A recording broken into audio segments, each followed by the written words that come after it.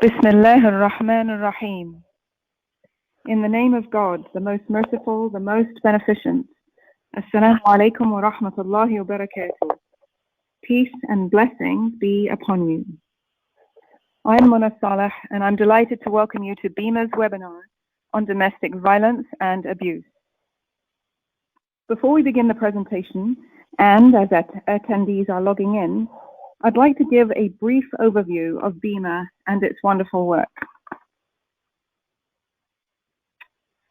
BIMA is a not-for-profit organization founded on June 22, 2013 in Leicester to support healthcare providers and serve our community.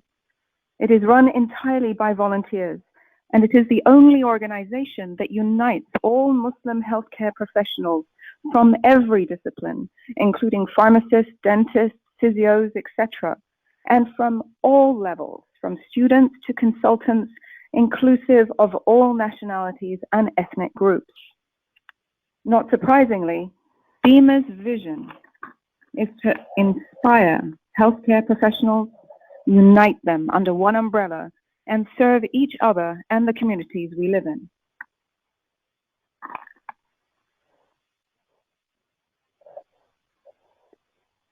Alhamdulillah, since its inception only 7 years ago, BIMA has flourished into several teams running many projects with international impact, such as our quarterly journal found at jbima.com and our annual conference.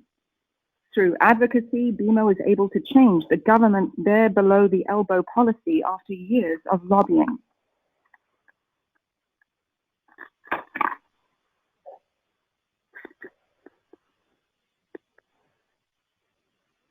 You may have heard of BIMA's most popular Lifesavers project.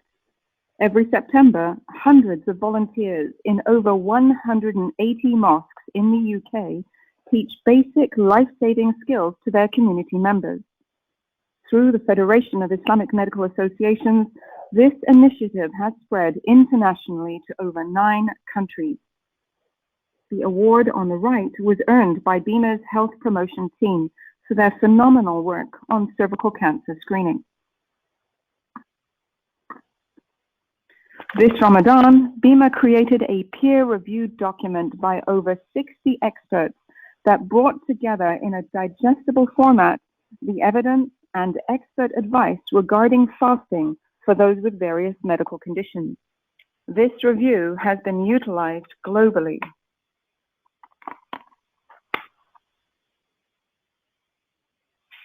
The professional development webinars are recorded and shared internationally and can be found on our YouTube channel, British IMA.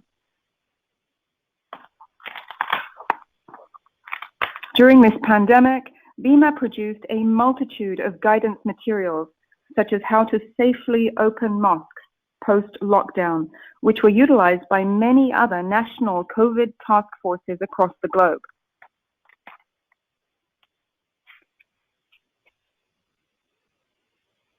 If you aren't already a member, I think you'll agree there are many reasons why you should join. Basic membership is absolutely free, so you should email info@britishima.org for more details.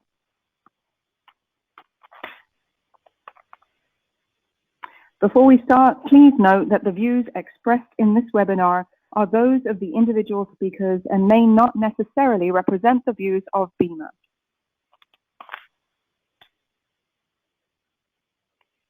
Also, this webinar is being recorded.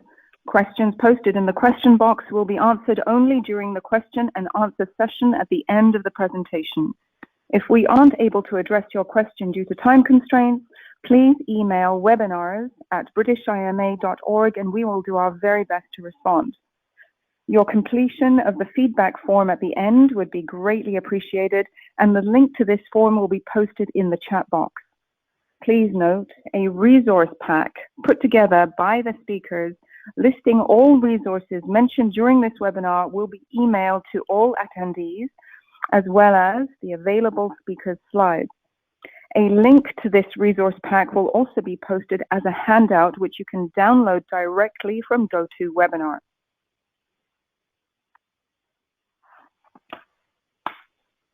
So, let us begin. And there is no better beginning than with a recitation of the Holy Quran, kindly performed by Imam Ajmal.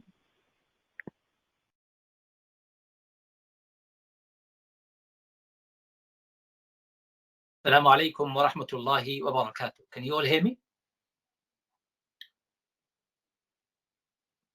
Can you hear me? Yeah, we can hear you perfectly well. أعوذ بالله من الشيطان الرجيم. بسم الله الرحمن الرحيم. إن المسلمين والمسلمات والمؤمنين والمؤمنات والقانتين والقانتات والصادقين والصادقات والصابرين والصابرات والخاشعين والخاشعات والمتصدقين والمتصدقات والصائمين والصائمات والحافظين فروجهم والحافظات والذاكرين الله كثيرا والذاكرات أعد الله لهم مغفرة وأجرا عظيما. The meaning of this verse is very profound for me. Allah says in the Quran, verily for all man and woman who have surrendered themselves unto God, and all believing man and all believing woman, and all truly devout man and all truly devout woman, and all man and woman who are true to their words, and all man and woman who are patient in adversity, and all man and woman who humble themselves before Allah, and all man and woman who give in charity, and all self-denying man and all self-denying woman, and all man and woman who are mindful of their chastity, and all man and woman who remember God unceasingly. For all of them, God has readied forgiveness of their sins and almighty reward. Surah 33, verse 35.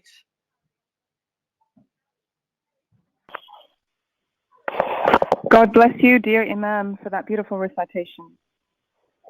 It's heartbreaking that domestic violence is still prevalent within our Muslim community, and even more heartbreaking that it is swept under the carpet and considered taboo. As you are aware, cases of abuse have increased during the COVID-19 lockdown. Abu Huraira, may Allah be pleased with him, reported that the Prophet, peace be upon him, said, "Anyone who relieves a hardship for a believer in this world, Allah will relieve one of his hardships on the day of resurrection. Anyone who makes things easy for a hard-pressed person, Allah will make things easy for him in this world and in the hereafter." For this reason, BIMA is proud to present a prestigious panel of 6 experts to help us understand why domestic violence is still prevalent and its psychological impact across generations, recognize cues in the masjid and primary care settings, implement practical measures to manage cases at presentation, become familiar with resources and pathways for both adult and child victims.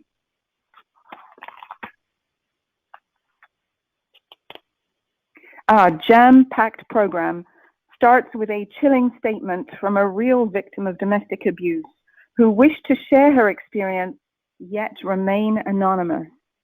The fact that this sister wished to remain anonymous sadly reflects the unfair stigma still faced by victims of abuse.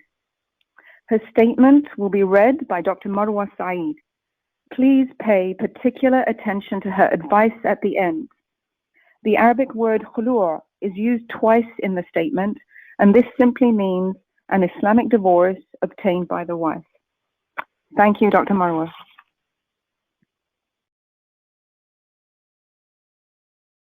I grew up in an abusive household and swore I would never tolerate being abused in my own marriage. So I excelled in my studies to ensure I had a career that would give me the financial means to walk away should I ever need to. As a young surgeon, I advised my mother to get a divorce and I couldn't understand why she didn't. But then I chose my husband because he reminded me of my father. And when he suddenly beat me in the parking lot during the first year of our marriage before children, I was so shocked I created an excuse for him. I must have been at fault somehow. My religious beliefs motivated me to be the perfectly righteous and angelic wife to prevent it from ever happening again. As a medic, I was determined to cure him. When anger management courses, counseling, and medication failed, I obediently cut off my family and friends to avoid triggering him. Life was manageable when everything went perfectly well. When everything went perfectly his way, he was fine. He learned to fly and shoot guns for recreation, but with the birth of each child, the humiliation, false accusations, suffocating tracking of my every move, phone call, email, and purchases gradually increased. He refused to divorce me. Unpredictably, but always after the children were supposedly asleep, he would accuse me of adultery, and this would justify my beating, the destruction of property, and spot checks at work. The aggression extended to the children, and I failed to protect them from him, knowing it would escalate the situation. I emailed multiple religious leaders from the safety of work, asking for guidance and acceptable grounds to leave. Each time, the Imam told me to tolerate as much as possible. I would fervently pray to God to take one of us. His threats to kill me, the children, and himself were frequent, but I had dismissed them until the night he stepped out, taking all mobile and wireless phones from the house with him. That is when I finally called 999 using the one landline he had thankfully forgotten behind, and he was arrested. With him in custody, I could finally breathe until he was released on bail. He ignored restraining orders and returned to the house, which was in both our names. As soon as I had an opportunity to use a payphone, I called my mother, collect, and asked her to take the next flight and surprise us with a visit. When she arrived, I broke down. She gave me her credit card and took care of the children for me to allow me to check into a hotel without him tracking me. I didn't move out of the room or call anyone for 5 days, and I called in sick at work. Hotel staff informed me my husband had found my vehicle and was harassing them to disclose my room number. When he repeatedly hit my 70-year-old mother with a shoe, she called 999 and the police stayed until he had gathered his belongings and left. That same day, he maxed out withdrawals from our joint lines of credit and left me £150,000 in the red. He would repeatedly return to the house to terrorize under the guise of getting property until my mother changed all the locks. When I sought khula, the Imam advised that this would be easier after obtaining a civilian divorce, even though he knew my husband refused to divorce me. Alhamdulillah, my mother had the means to pay for a divorce lawyer and support me in every way. It has been 5 years since our separation, and I'm still struggling to repair the damage and mend the broken spirits and hearts of my children and regain my health. As a strong, financially secure, and educated individual, it took me 16 years to leave. Please learn from my experience. A physically abusive or narcissistic spouse cannot be treated. They must be left. The earlier the better to decrease long-term damage and propagation of the cycle by the next generation. Imagine a pot of water on the stove. As soon as it gets warm, it's time to jump out. If you wait until it boils, the damage will probably be irreversible.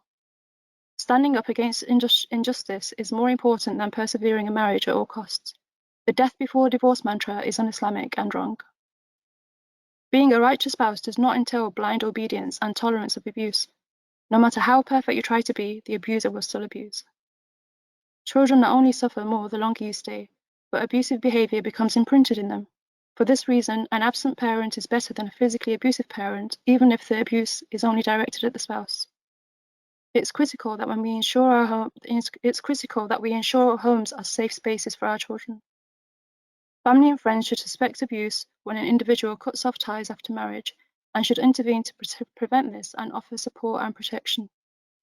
Imams and healthcare professionals need to recognize that a woman's silence means she feels unsafe to talk.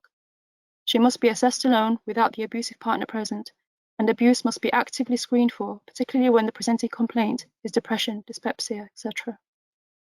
Imams should not advise women to tolerate, but should refer cases to specialists to avoid aggravating the situation. When an Imam's advice goes against reason, please seek the opinion of a scholar. Our community must provide the financial funds, social and legal support to assist vulnerable women in leaving abusive partners, and must make the process of khula easier. Thank you for listening.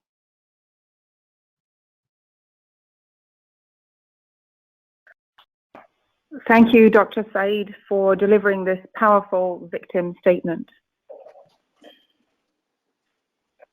I am delighted to introduce our first speaker, Sheikh Dr. Asim Yusuf, who will be speaking to us about the psychological impact of domestic violence and abuse. Sheikh Dr. Asim Yusuf is a practicing NHS consultant psychiatrist with a special interest in Islamic spirituality and mental health.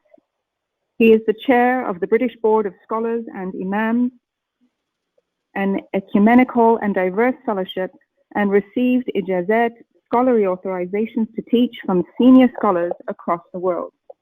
He is currently teaching Islamic metaphysics and psychology as well as conducting one of the only full read-throughs of the Ihya Ulum ad-Din currently being undertaken anywhere in the world. He has authored books on diverse aspects of Islam with a focus on classical spirituality and astronomy, as well as papers and book chapters on Islamic psychology. He is the chair of the Noor al-Habib Foundation, which undertakes charitable, educational, cultural, and community projects in the UK. Thank you, Sheikh Dr. Yusuf, for making the time to join us today. Assalamu alaikum wa rahmatullahi wa barakatuh. I'm going to do the typical Zoom thing and ask if everybody can hear me first. If I hear nothing, I'll assume that you can hear me. So, Jazakallah khair to everyone at BIMA for the invitation. I've been asked to talk about the psychological sequelae or the psychological impact of domestic abuse. Domestic violence, of course, being only one manifestation, physical violence being only one manifestation of abuse. So I don't have a presentation, unfortunately, but I'd like to just go through a few things because it is quite a broad topic. I'm sure some of my other speakers are going to be covering a number of important subjects, other important subjects as we go along. But I think, to be honest, having listened to the statement from the survivor of domestic violence, I think she's really pretty much covered everything in there. And so I suppose what I'll be doing is just giving a commentary or a commentary of what she said. Now I speak from two perspectives. The first is from the perspective of a psychiatrist. The second is from the perspective of a religious scholar, of course, and these two things come together in my line of work quite a lot, actually. From an Islamic perspective, what's quite important here is the understanding of that human beings interact with other human beings, and sometimes we do that well, sometimes we do that not so well. When we do it well, or when we do it adequately, it's called adl or just, which is to give somebody the rights that they are entitled to, and to take from somebody only what one is entitled to take from that person. When you do it well, it's called ihsan, which either means that you take less than what you are entitled to, or you give more importantly, you give more than you are entitled to, or that you are required to. However, in many cases, unfortunately, in human interactions and human relationships, we engage in what's called zulm. Now, zulm is often translated as oppression, but actually here can be has a very similar meaning to the word abuse in English. That is to say, to do what you are not entitled to do, and to not do what you are required to do. So that is to say, either an offense of commission, that is to do something you are not supposed to be doing, or an offense of omission, which is to not do something that you are supposed to be doing. A person, for example, who neglects their family financially and does not provide for them, does not provide sufficient emotional attachment or engagement in a relationship, can be construed as being abusive within that relationship, because there are certain things that are expected within relationships. So here we are talking about abuse as a general principle. There are, and it is something that our religion has a lot to say about, precisely because it causes quite significant psychological impacts on other people. When you are physically or sexually or financially or emotionally abusing somebody, that is to say, doing what is not expected within that relationship, that has some quite significant psychological impacts on the victim of that. And similarly, when you are not providing what you should be providing. Now, when we look at the types, we all are, now abuse ultimately is about hierarchy, power hierarchies. So whenever you have a situation of abuse, there is a power hierarchy. And in relationships, and I'm not just talking here about a husband-wife relationship, but any form of relationship, there exists a certain there exist hierarchies, and and hierarchies aren't necessarily bad. The problem is when you have abuse of those hierarchies. This is where the problem comes in. So whether between parents and children, for example, between employers and employees, there is a power hierarchy that needs to be managed, because human beings have a natural tendency to abuse power hierarchies. And a lot of what our religion is about, a lot of what Islam is about, whenever you get past in a book of law, for example, the minute you get past Hajj and you're into things like trade and marriage and stuff, pretty much all that it is about how to ameliorate or how to minimize or mitigate the abuse of power hierarchies. But ultimately, abuse comes down to this question. I remember when I was at another conference on this once, and I'll show this. Please consider this in exchange for what I should have done a presentation. But this here is this is an abuse tube map.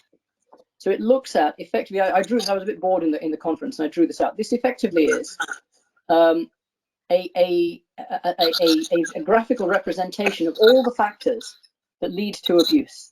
I don't know whether this is upside down in your thing, but it looks at individual factors, social factors, family factors, religious factors, and so forth.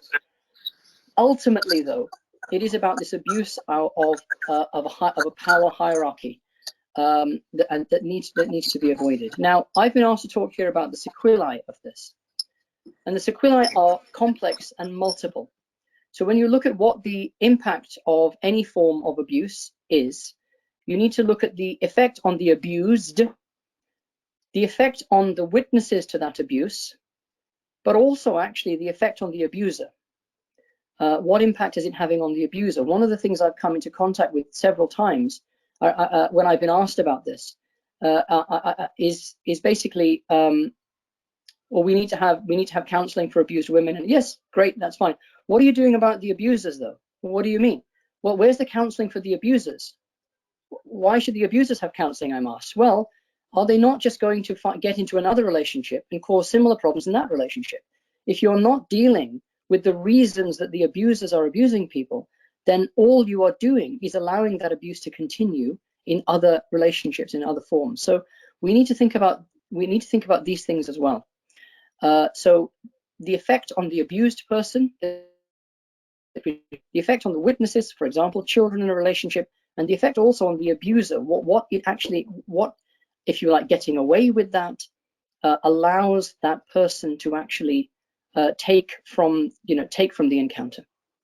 Now, in terms of what forms of impact it has, that there are a number of them, and you can look at. I've been asked to talk about the psychological impact. Of course, from an Islamic perspective, we look at the psychological and the spiritual together. In my practice, but also in my role as a religious scholar, I have come across a number of cases of different forms of abuse, whether sexual, physical, but also emotional. Emotional abuse is probably the most widespread form of abuse that exists in society. And the effects are, the psychological effects can be short-term and long-term. Short-term effects, things like depression, anxiety. The sister was in the victim statement was talking about some of the effect that it had on her over that 16 years. The most important way of thinking about these from a psychological perspective is PTSD. That's post-traumatic stress disorder. Now, what you have in a situation of abuse is post-traumatic stress disorder. The idea is that there is a single significant stress or a trauma that causes a reaction in a person. What you have in cases of abuse often is not this. What you have is repeated traumas over months, over years, build into what we call in psychiatry a complex post-traumatic stress disorder, where actually the effect on the abused person is that it starts to influence their personality. It influences the way that they think about themselves, the way that they think about the world around them, and also, again, from a religious perspective, the way that they think about their hereafter, the way that they think about their relationship with God.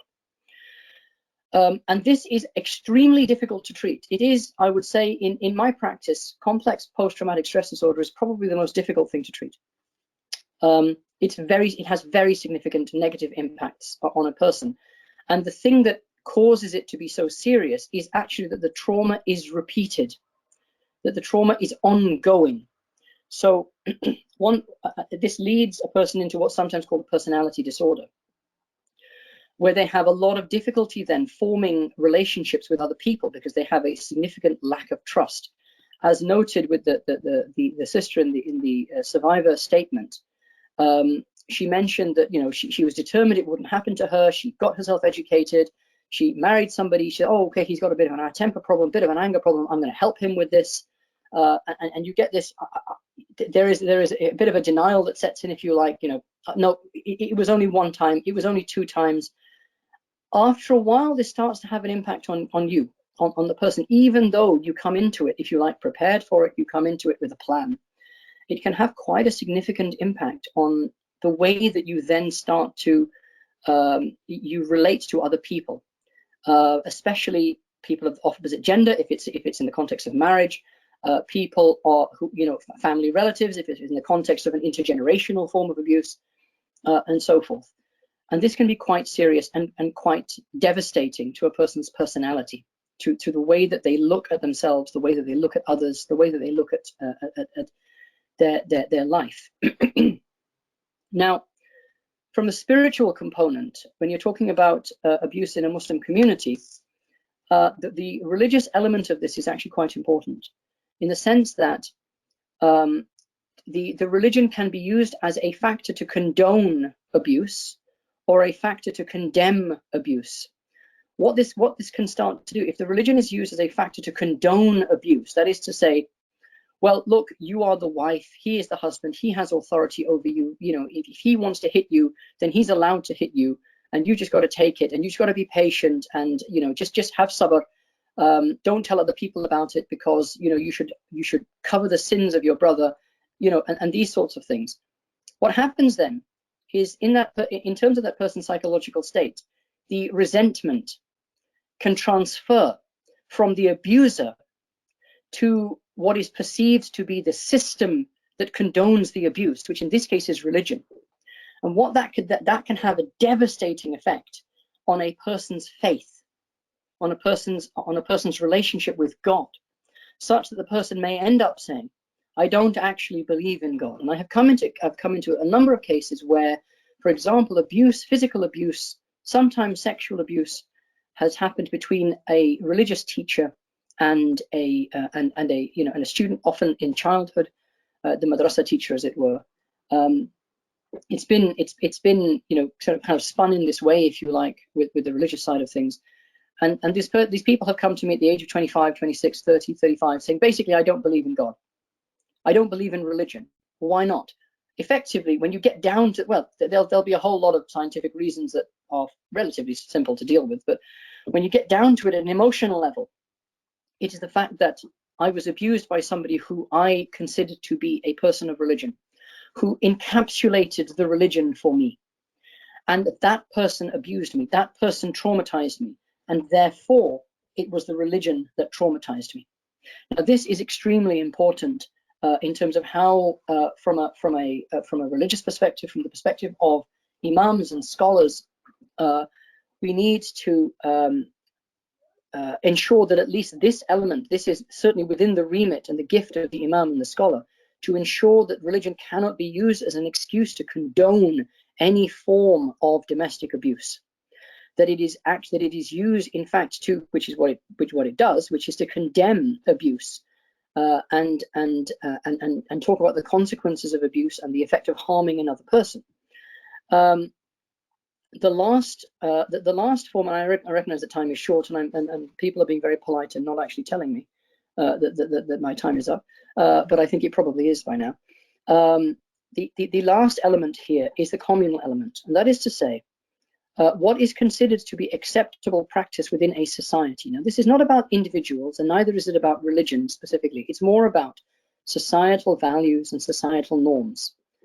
There are certain societies, and I'm sure some of you may come from those sorts of cultures, where actually abuse is normalized. Physical abuse, certainly, and maybe emotional abuse at the hands of wider family is normalized. It's considered just to be part of the culture. There is, and therefore it is seen as ma'ruf in Arabic.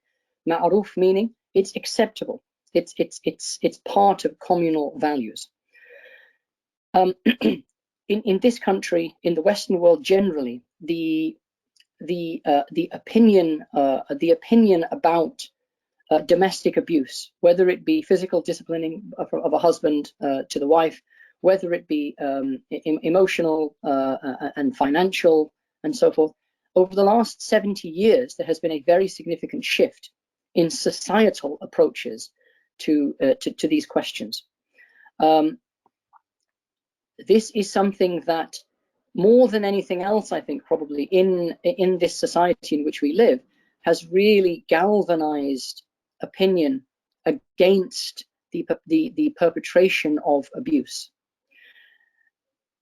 That's great in terms of this society, well, certain elements of the society in which we live. The problem is when you come from a culture or a society that has not made that shift. If our ethical values are determined purely by the society in which we live, we're going to have quite a significant problem when it comes to questions of abuse, because there are forms of abuse that are normalized in cultures and societies.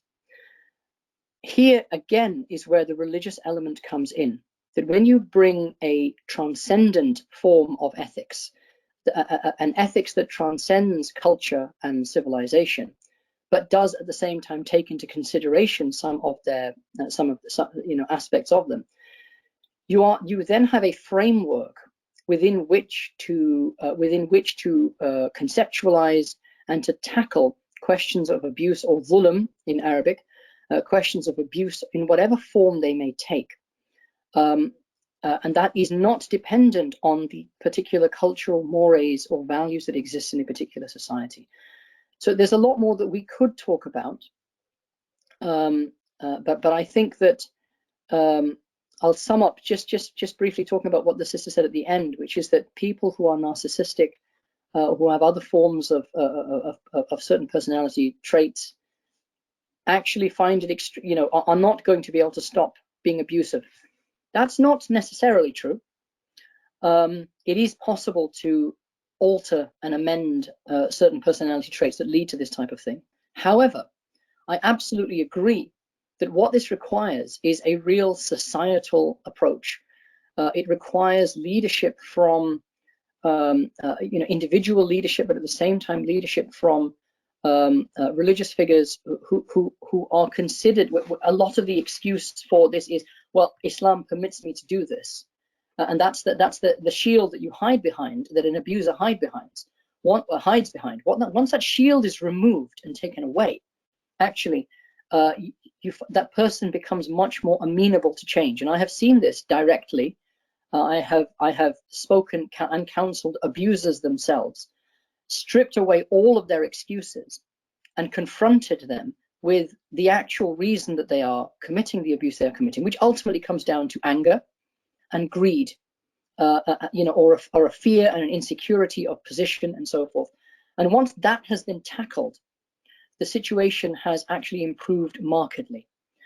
So we need a comprehensive way of dealing both with the abused person and helping them, and mechanisms exist in our society, in the NHS and so forth for those things, but needs to be really bedded down into the culture and also into religious.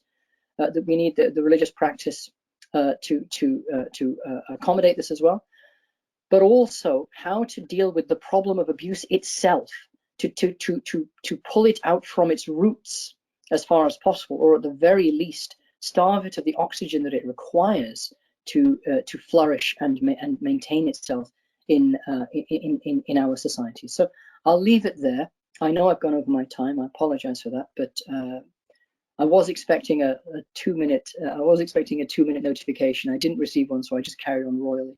But Jazakallah khair. Thank you all very much, and hopefully we'll take some questions in the Q&A. Assalamu alaikum wa rahmatullah.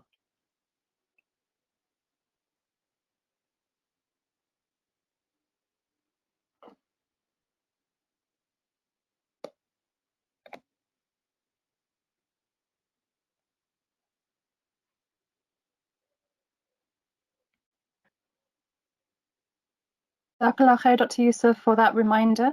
Unfortunately, our host has had a few technical issues and she's been logged out, so I'm going to take over. So our next speaker, mashallah, is Imam Ajmal Masroor. I'll just go on to the next slide. Okay, so we're blessed to have him today. He will explain what Islam says about domestic abuse and how it can be recognized and managed as an imam. So as we said, he is an imam, he's a broadcaster, and he's a relationship counselor.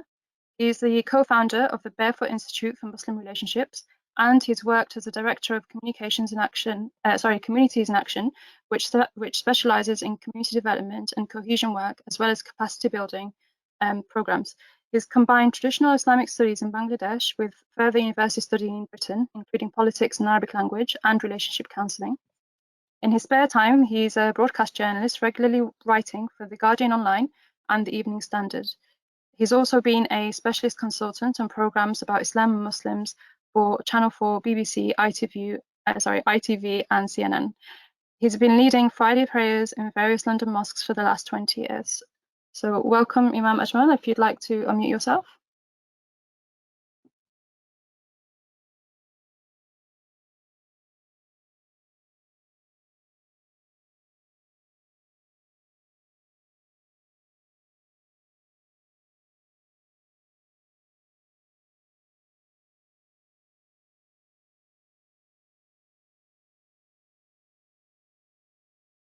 That's fine. That's very good. Alhamdulillah. Okay, let's start. أعوذ بالله من الشيطان الرجيم بسم الله الرحمن الرحيم الحمد لله والصلاة والسلام على رسول الله وعلى آله وصحبه ومن والاه. Brothers and sisters, Assalamu alaikum wa rahmatullahi wa barakatuh. May the peace and blessings of Allah be upon you all.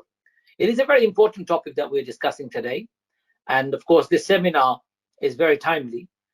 Since the COVID-19, we've heard domestic violence and domestic abuse have rocketed in our country. And of course, Muslim community is not immune to it. I recited a verse of the Quran earlier on, and I gave you what Islam says about man and woman in their relationship. And I just want to pause for a second before we go to the next slide. Just pause and think about it, brothers and sisters. There are some people who think somehow domestic abuse and domestic violence is legitimized in Islam. Somehow people think that. And when you read the Quran and when you study the Sunnah of the Prophet of Allah sallallahu alaihi wasallam, it is very difficult to reconcile that thought or those thoughts with the evidence that we find, overwhelming evidence that we find in the text of the Quran, and of course in the Sunnah of our beloved Prophet Muhammad sallallahu alaihi wasallam. So the first verse that I quoted earlier is the verse from Surah 33, verse 35. This surah creates very categorical a parity between man and woman in their spiritual relationship, spiritual station, and spiritual yearning, purpose of life. Allah says about, so this verse, this particular verse is very amazing for me because it really breaks it down. Allah says, for the man and woman who surrender themselves unto God, for believing man and believing woman, for devout man and devout woman, for man and woman who are true to their words, man and woman who are patient in adversity, man and woman who humble themselves before Allah, man and woman who are giving charity, man and woman who are self-denying. In every category of spiritual success, there is man and woman mentioned. In other words, Islam doesn't give any difference or does not differentiate between man and woman in their spiritual parity whatsoever. So if they're spiritually equal, where do people get the idea that one can beat the other or be abusive to the other, and in most cases men can be abusive to women? Who and where do we get this idea from? Second verse, if we may go to the next verse or next slide, if you don't mind. That's it. Thank you. This is this verse. I really like this verse. This is the verse which talks about man and woman being garment unto one another. Hunna libasul lakum wa antum libasul lahunna. They're your garment and you're their garment. Now, ladies and gentlemen, garment is an interesting analogy. Firstly, the fabric of the garment is interwoven threads make that relationship stronger and powerful. The garment itself becomes absolutely solid because of the interwoven nature of the threads that run through it. It is delicate, it is made with care, and it is made with artistic expressions, it is made with professional approach, it is made to last. A relationship between a man and a woman should be an interwoven relationship, a strengthened relationship, an interdependent relationship, symbiotic, to be honest. One is dependent on the other without losing their own independence. This is garment for me, ladies and gentlemen. And if anybody thinks there is any room within Islam for this interwoven relationship to be compromised, I can't find one. And I would like you all to really strongly consider these verses. I can hear somebody talking in between. Is somebody saying something to me? No, somebody has put their mic on. Okay, anyway, let's move on. Let's go to the third slide, if you don't mind. Third slide, please, which is this one. In the Quran, we also find this verse in Surah 9, verse 71. وَالْمُؤْمِنُونَ وَالْمُؤْمِنَاتِ بَعْدُهُمْ أَوْلِيَاءُ بَعْدٍ يَأْمُرُونَ بِالْمَعْرُوفِ وَيَنْهَوْنَ عَنِ الْمُنكَرِ. And if, as far as believers are concerned, both man and woman are protectors unto one another. They enjoin the doing of good and they forbid that which is wrong. Now, man and woman have been put together on the same platform, protectors of one another. What kind of a protection does a man provide to a woman provide to a man, if they're going to be abusive or violent to one another? Again, it contradicts the essence of our faith, essence of what the Quran is talking about. If you go to the next slide, if you don't mind, which is slide number 4, where you will find this verse. Allah Azza wa Jalla says, and thus does their sustainer answer the prayer, I shall not lose the sight of labor of any of you who labor hard, maybe that is a man or a woman. Each of you is an issue to the other. In other words, ladies and gentlemen, you are members of the same human race and therefore equal to one another. And Allah will not allow any one of your actions to be ignored or your work to go in vain. Allah will regard them all. Again, indicating man and woman are not to be abusive to one another, but to create that equality between each other in their journey on this life, in that partnership. Next slide, please. Now, Quran talks about man and woman's relationship in the marital context. A man and a woman, if they are going to relate to one another, come together in a relationship, they should come together through marriage. And then it talks about in these ways in the Quran. It says, وَمِنْ آيَاتِهِ أَنْ خَلَقَ لَكُم مِّنْ أَنفُسِكُمْ أَزْوَاجًا لِتَسْكُنُوا إِلَيْهَا وَجَعَلَ بَيْنَكُم مَّوَدَّةً وَرَحْمَةً إِنَّ فِي ذَلِكَ لَآيَاتٍ لِقَوْمٍ يَتَفَكَّرُونَ. Surah 3, verse 95. And amongst his signs is that he's created a partner for you from amongst yourselves, just like you, and one of the same kind, humankind, so that you might incline towards them, and he will engender both between the two of you love and mercy. Indeed, there are signs for those who reflect, those who think. Ladies and gentlemen, again, a verse on marriage indicating the partnership between man and woman, that you come together. Next slide, if you don't mind, which is the summary of the verse itself. Man and woman are both part of the divine design. You accept your spouse as your equal, another human being. So accept them, respect them, honor them. Number 3, the purpose of marriage is to create a safe space for both to grow. Number 4, to enjoy love and mercy as a divine grace in that safe space. Number 5, to evolve and change through prayer and regular evaluation. You come together, you create that partnership. And when things don't go wrong, or when things go wrong, or if they don't go wrong, you keep on asking each other, taking feedback and moving on, growing with one another. This doesn't show anything but a partnership between two people, interwoven, as I said earlier on, interdependent, as I said earlier on, not a relationship of violence or abuse. Next slide, please. Quran on marriage is very simple and very clear. Marriage in the Islamic context is a means of tranquility, protection, peace, and comfort. Abuse of any kind is in conflict to the principles of marriage. Any justification of abuse is in opposition to what God has revealed and examples of the beloved Prophet of Allah, Muhammad sallallahu alaihi wasallam. So anyone who thinks about marriage, anyone who thinks about man and woman relationship, they cannot find room for abuse. I can't find one. I've not seen one. Let's go to the next slide, please. And in disputes, of course, when we have a relationship, no relationship is easy. I can't get along with my own brother, my father and my mother. I may fall out with. It's normal. But there must be a way to resolving our conflict. So Allah says in the context of a man and a woman, in the context of a dispute, and if a woman has reason to fear ill treatment from her husband, or that he might turn away from her, it shall not be wrong for the two to set things peacefully to right between themselves. For peace is best. and selflessness is ever present in human souls. Selfishness is ever present in human souls. So Allah is preferring, God is preferring us to reconcile peacefully, not violently, not abusively. And Allah is reminding us that in human soul there is something of selfishness. And if we don't check it, it will come to play and cause misery. So fight against selfishness and establish peace between the two of you. God is saying that very clearly. But if you do good and are conscious of God, behold, God is indeed aware of all that you do. In the Quran, Surah 4, verse 128. Let's go to the next slide, if you don't mind. Slide is, the next one is about disputes again.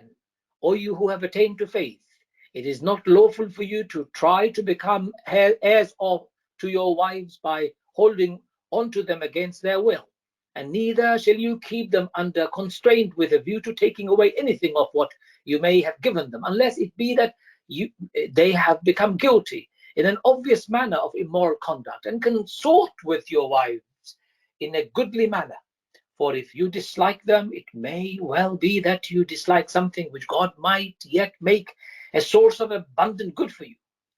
Surah 4, verse 19. Again, in the context of dispute, do not abuse your spouse. Don't hold them against their will. Don't take things away from them. It is not good that you should do that. Quran is emphatic about it. Next slide, if you don't mind. So number 4, verse 35. And if you have any reasons to fear that a breach might occur, now, between a married couple, appoint an arbiter from amongst his people and her people. If they both want to set things aright, God may bring about their reconciliation. Behold, God is indeed well knowing and all aware. Again, the Quran is talking about if there is a dispute, appoint third party to mediate between yourselves, maybe one member from each side. Let's see if you can find a way forward rather than bicker, rather than cause trouble.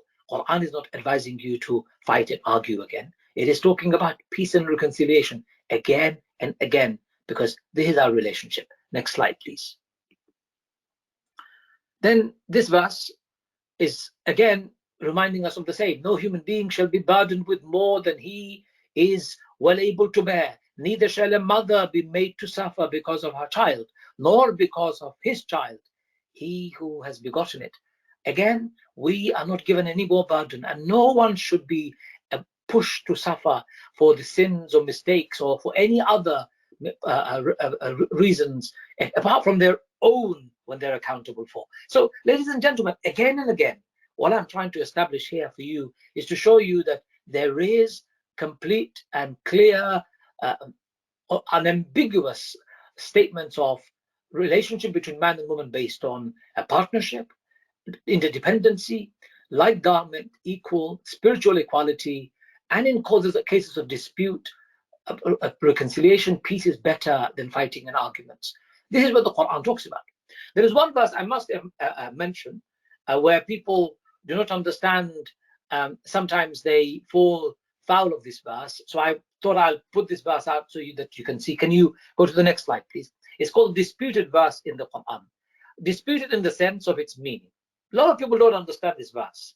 Here is the verse. Man shall take full care of woman with the bounties which God has bestowed upon more abundantly on the former than on the latter. Now, some people misunderstand this verse. Ar-rijalu qawwamun 'ala an-nisa. They say men are better than women. This is not the verse. This is not the translation. If you're looking for a translation, this is a good translation, this part. Ar-rijalu qawwamun 'ala an-nisa. And then it says men are to take care of their women fully, with all the good things Allah has given them, because one is out and about working, and this is what the responsibility is. Ultimately, as a father, I'm responsible for making sure there is bread and there is food in the house. My wife is responsible as a mother for for her responsibility that she has willingly accepted. And if she is being a full-time mother, a homemaker, I have to provide with everything that Allah has given me. So therefore, to deny my wife anything that is right is wrong. This verse then continues towards the end, where it says, and when you and the righteous woman are the truly devout ones who guard their intimacy, which God has ordained to them to be guarded. And as for those women whose ill will you have reasons to fear, admonish them first, then leave them alone in bed and go away from them. And if thereupon they pay they pay you heed, do not seek to harm them. Behold, God is indeed most high and great. Quran, Surah 4, verse 34. There's a particular word here that is translated by others differently than this translation. So this is the verse that is often quoted by many of our friends, Muslims and non-Muslims, who do not understand, and I thought I'll put it up. Let's go to the next slide to show you the various meanings. The word in question is the word that appears in the end of that verse. If you could revert back to the previous slide, I'm sorry. It says وَضْرِبُوهُنَّ. You will see at the bottom somewhere. And then let's go to the next slide again. I've just taken that word out and I've put it out for you. وَضْرِبُوهُنَّ. The Arabic word ضَرَبَ is the contentious word, which means lots of things to lots of people. Many translators have used وَضْرِبُوهُنَّ to mean discipline them gently, beat them, strike them, beat them lightly, then hit them, go away from them, scourge them, set forth for them. They've used various meanings. What does this word mean? If you go to the Quran, ladies and gentlemen, in the Quran, and you do word by word search, if you go to the next slide for me, please, you will find in the Quran, the Arabic word, daraba, next slide, the one after, that's it. Daraba, it appears in the Quran 58 times in two derived forms. 55 times daraba and 3 times daraba in noun. And all of this, if you go to the dictionary, you will find all of the times it doesn't mean one meaning. So for example, in one of the verses it says, and Allah has set parables for you. It talks about daraba to mean example for you, daraba to mean set forth for you. There are various, including daraba means to beat. Now, in this context, Quran, I believe, is not encouraging anybody to beat. But if there is a dispute, and after doing everything possible, in the case of where you have, you are afraid of disloyalty, sexual disloyalty, Quran says, move away from them, just leave them alone. If you can't stay together, divorce and end your relationship. I don't believe, and Rasulullah made it abundantly clear from his life, that beating women isn't something that is intended in the Quran, nor is it practiced by him in his entire life. Not a single person can ever say that Rasulullah ever beat any of his wives.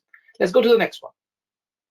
Quran talks about divorce, and forget not that you are to act with grace towards one another. Verily, God sees all that you do. Again, if you are about to divorce one another, don't forget to be gracious to one another. Don't forget to be good to one another, not abusive, not manipulative, not violent, but to be gracious. If you can go to the next one, please, next verse. Again, it talks about divorce. And so when you divorce women and they are about to reach the end of their waiting time, then either retain them in fair manner or let them go in a fair manner. But do not retain them against their will in order to hurt them. Again, Quran is completely and utterly clear. If you are going to end a relationship, end it. If you want to reconcile, reconcile. But whichever way you do them in a good manner. Let's go to the next slide if you don't mind. Rasul's life, and I've quoted many hadith here just so that you understand. Prophet himself, what he said. He said, "Oh Allah, I declare it very sinful should the right of the two weak ones not be safeguarded. The one who is orphan and the woman." He did not mean weak in the sense of status, but vulnerable. So he said, "Oh Allah, I declare it is sinful for anyone to take advantage of the vulnerable." And he talked about the orphan and woman being vulnerable in society. Prophet ﷺ made that again clear. He said in a hadith, no believing man should hate a believing woman. If he dislikes one of her characteristics, then he certainly would like others. Another hadith, once upon learning of some husbands abusing their wife, the Blessed Prophet said, the best of you is the one who is best to his wife. Again, Prophet ﷺ said, those who abuse their wives are not the best of you. Again and again, you see hadith referring to the best treatment to our wives. Can we go to the next one, please? Thank you, Imam Ajmal. Hello? Hello, thank you, Imam Ajmal. I know you have so many more slides to share with us. Jazakallah khair. Do you want me to finish? Because There are two parts to my... What I was thinking is, yes, the second part, recognizing and managing domestic violence as an imam. Perhaps we could tackle that in the question section. If or would you like to briefly touch on it now? I could briefly touch upon it, inshallah, if you don't mind, very quickly. Let's go to the blue part of my presentation where I put it. There you go. Very quickly, brothers and sisters, there's a lot to talk about. But as an imam, I believe you need to do following things. Improve the knowledge base of the imams, that domestic violence and all sorts of abuse are unacceptable under all circumstances. And we must be very clear about it, causing physical, sexual, emotional, economic damage to one another, or even fear of it. If you go to the next slide, you will find different types of domestic violence that we have, and we've already talked about them. Let's go to the next one, which is where we improve our knowledge of the congregation, letting people know what is physical violence, whether it is beating, punching, hitting, choking, shaking, biting, restraining, confining, locking up. All of those can conform to physical violence, and we must stay away from them. Sexual violence, next slide please, is about using physical or emotional force to compel a person to engage in sexual acts against their will. Not acceptable. Let's go to the third slide. Emotional and psychological abuse. Sheikh Asim has already talked about it, so I don't need to really talk about it. It's about tormenting, demeaning, isolating, threatening man or woman, aggressive behavior, verbal, etc., etc. All form that kind of behavior. We need to tell our communities there is no space for it. Next slide, please. Financial and economic abuse. Again, is a problem. When you use money to control people, whether it is man or woman, it becomes abuse. And in Islam, it's not acceptable. We need to tell our community that they should not tolerate this behavior.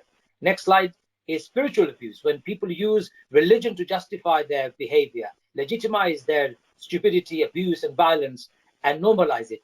Not acceptable under any circumstances. Our imam should take an active role in community informing and education. Next slide is where we should have a zero tolerance towards domestic violence. Slide after that is about training and development, developing the capacities of our communities. And the last slide is about developing partnership. Thank you very much. Jazakallah khair. Thank you, Imam Ajmal, for trying to condense a very broad subject into a few minutes. We greatly appreciate that. Now we are fortunate to have Dr. Jawad Amin with us to discuss eliciting cues in the primary healthcare setting. Dr. Jawad Amin is an experienced GP based in Manchester and currently works as a locum GP. He also works as a GP appraiser and GP assessor for the Care Quality Commission. Thank you, Dr. Amin, for joining us today. Assalamu alaikum wa rahmatullahi wa barakatuh, everyone. Can you all see me? Can you all see my slides? Can one of the moderators just confirm that? Yep, yes, so you're good to go. Okay. A'udhu billahi minash shaitanir rajim. Bismillahir rahmanir rahim. So, Jazakallah for BIMA and Jazakallah for the introduction. So, as was mentioned, my name is Jawad. I work as a GP, and I'm going to take you through a whistle-stop tour of what domestic abuse is and how I would approach it as a GP. I'll be whizzing through the slides because this is really a 1-hour talk, so I won't cover everything. But anything that I don't, I'm happy to pick up in the question and answers. And some of it's already been mentioned by Imam, Ajmal, and Dr. Yusuf. So we going to start off with some sobering statistics, if you like. And I just want you to go to the bottom 2 lines here. 2 women every week, 30 men every year are killed due to domestic violence. These are really shameful statistics that from our society, and we shouldn't forget that men are often victims of domestic violence as well. For them, it's often much harder for them to talk about it because of reluctance to come forwards. But for the purpose of this talk, I'll be referring to the victim as she, but actually it could be either sex. So what is abuse? Imam Ajmal kind of mentioned it. This is the government definition. So basically it's anything where there is controlling, coercive or threatening behavior or violence towards another member of the family. It's all about power. It's all about control. And there's many different forms of abuse, which Imam Ajmal's mentioned. So physical abuse, sort of punching, kicking, throwing objects at someone, sexual abuse, forcing someone to have sex against their will, or into prostitution, or deliberately passing on sexually transmitted infection. This is also a form of abuse. Psychological, which has already been mentioned, in my opinion, is probably the most harmful because it's hidden and because of the long-lasting consequences of it. So financial abuse, as has already been mentioned, for example, things like intimidating, insulting someone, demeaning them, making a person feel unattractive, trying to erode their independence by isolating them from their friends and family, threatening to harm them or threatening to harm their children. Financial abuse we've already just talked about, so basically stopping someone from going to work, or if you let them go to work, you take away their salary, or you control their income, or you make them beg for money. Stalking is also another form, and honor-based violence. I hate this term because there is no honor in violence. We'll touch about that at the end, and also forced marriage. So forced marriage is a marriage in which one or both spouses do not, or in the case of learning disabilities, cannot consent to marriage, but are forced to do so by a combination of physical, psychological, emotional, sexual, or emotional pressure. And sadly, you'll see this does include a lot of children as well. So what are the signs of abuse?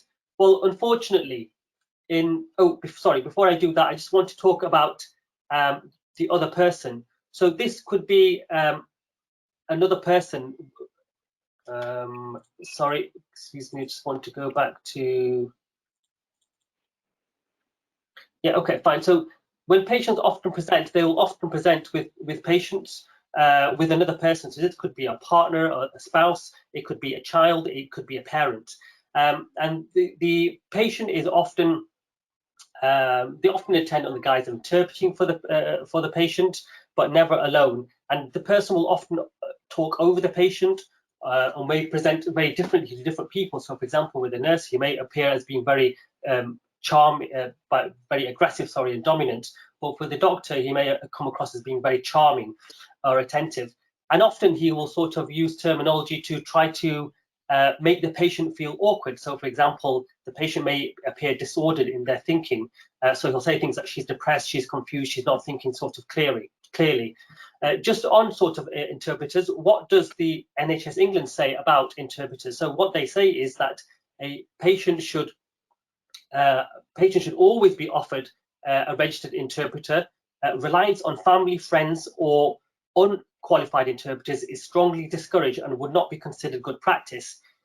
If a patient really wants a family member to interpret for them, then independently they should be sought consent for this, and this should be recorded in the patient's notes. And anyone under the age of 16 for interpretation is not acceptable under any circumstances, unless it's an emergency. Okay, so I'm quickly just going to go through the risk factors due to time. The only slide of interest was probably this one here, which talks about ethnicity. So the group that was at most risk, according to ethnicity, of domestic violence is actually those of mixed ethnic heritage, this one here, followed by other ethnic groups, followed by Black, British, Asian, and then white. Other risk factors, of course, marital status, disability. So just on disability, if you have a physical disability, you have double the risk. If you have a psychological disability, you have treble the risk of being a victim of domestic violence. Unemployment is a big factor, as we've seen during COVID, single parent. And just a few of the risk factors here. I just want to take you down to the bottom one here, dependent personality. So my psychiatrist colleague will have more information maybe about this, but these are patients who are often in very subservient relationships, and they are completely reliant on their partner for absolutely everything. They feel they just can't live without them. And this is often one reason why women won't leave abusive relationships.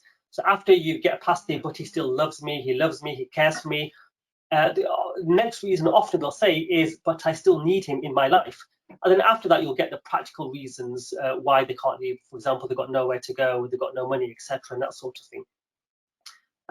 So what is the impact on the patient? Well, this has been touched on already. So there's many different sort of consequences. I just want to touch on a couple of them.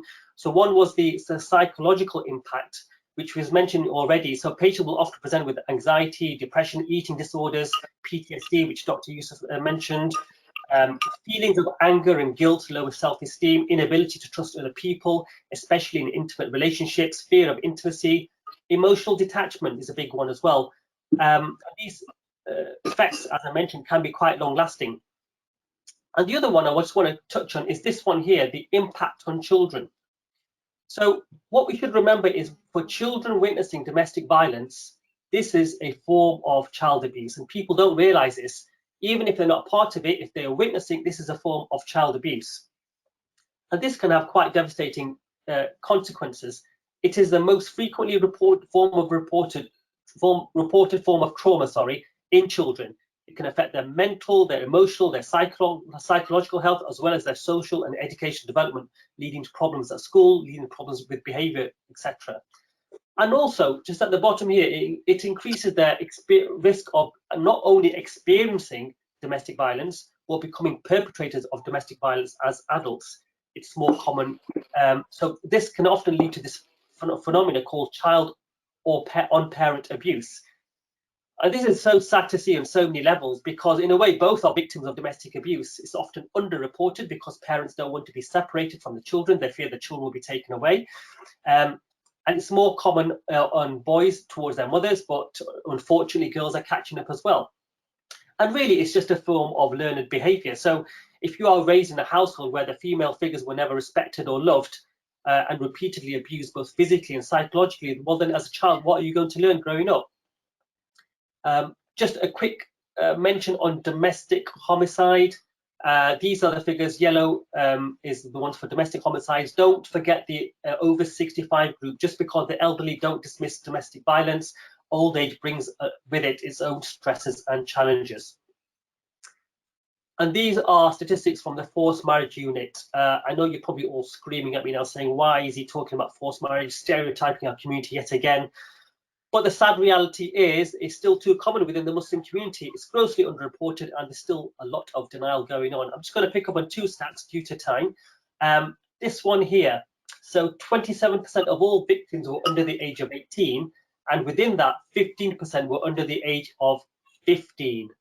And this statistic here, which I mentioned briefly before, 10% of all victims have a learning disability, which I think is shocking and really, really shameful. And these are the top 7 focus countries. So a focus country is where the forced marriage risk relates to, or where it took place. There were 66 countries in total, which gives you an idea of the size of the problem. But these are just the top 7.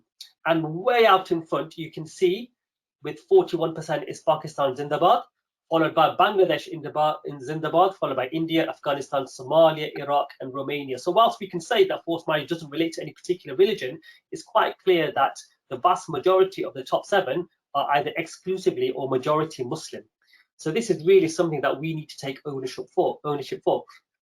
And who is doing the reporting? Well, 2/3, 64%, are not done by us. They're done by professionals. So these could be teachers, social workers, solicitors. 18% come from victims, and 18% will come from friends, family, or anonymous callers. And this kind of reflects the problem of forced marriage, that the victims will often fear reprisals from families if they come forwards.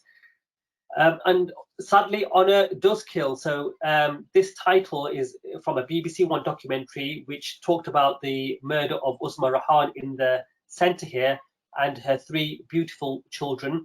It was Adam, age 11, Abbas, age 8, and little Hannah, age 6. They were murdered by the father on the right here, Rehan, because he suspected his wife of having an affair.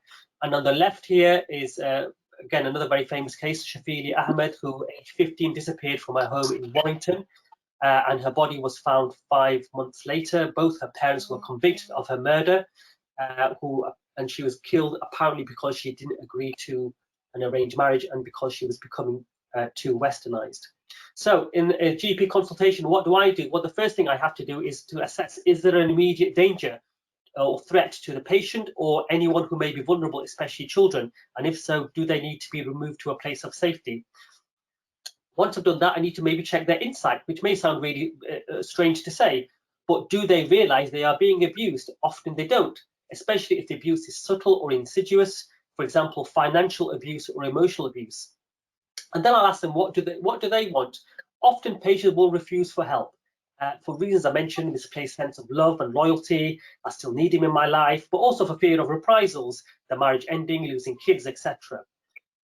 But if they refuse help, you just have to accept and respect their decision, however unwise you might think it is. If they have capacity, they can make their decisions for themselves. You must always think about the family setting, especially children. Their welfare is paramount. always be impartial and non-judgmental. So remember, the alleged abuser may also be your patient as well, and may often give a very different version of events. Of course, you manage their physical and psychological symptoms, and you signpost them with their consent to counselling, sexual health, the police, etc. And most importantly, you will support and follow them up, because that's how you gain their trust. And over a number of consultations, they may open up to you and may be more willing to seek help as well. I just want to quickly mention Claire's law. So Claire Wood on the right here was sadly murdered by her partner, and her father then campaigned for the law to be changed so that people can now find out about the criminal history of their partners, which I think is a really good change in the law. And just finally, there's loads of supporting charities out there that people can be signposted to get help. And that is the end of my talk. Jazakallah khair for listening. Jazakallah khair. Thank you, Dr. Amin, for that perfectly timed, very clear presentation full of practical and useful tips. I'm very pleased now to introduce our next speaker, Rahmanara Chowdhury, who will explain why domestic violence is still happening in our community and how we can best manage both adult and child victims. Rahmanara is a psychologist and doctoral researcher.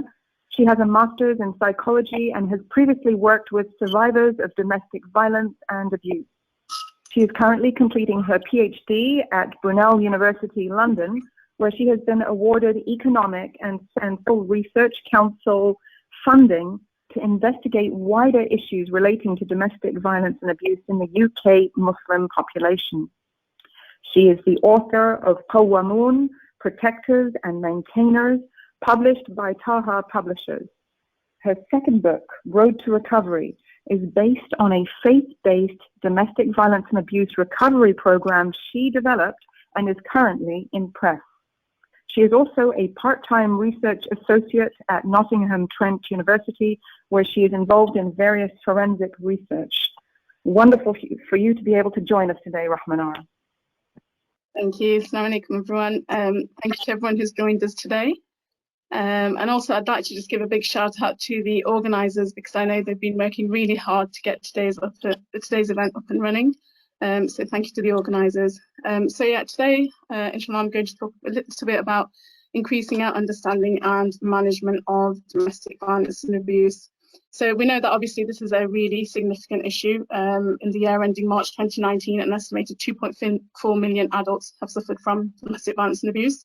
And obviously since lockdown has commenced, the number of people killed as a result has been 3 times more than normal weeks. So in terms of what does domestic violence and abuse look like, this was already touched upon by our first speaker, but just to draw people's attention to the fact that anyone in this diagram could actually be either a victim or someone who perpetrates abuse.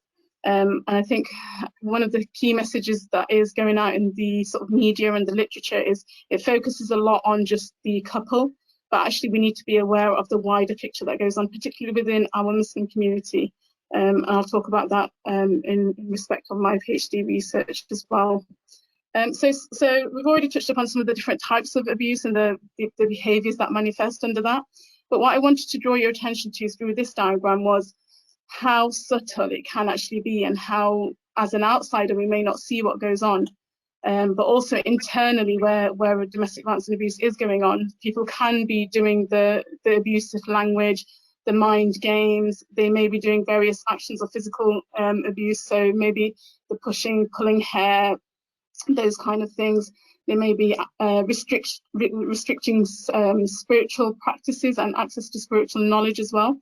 But the key thing about this is that then that person can turn around and say, well, this isn't domestic violence and abuse. I'm not being abusive towards you because I've not hit you.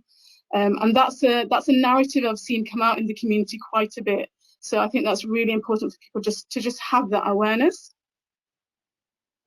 The other element is coercive control. So this is really, really subtle. As an outsider, again, it's very difficult for us to detect what's going on.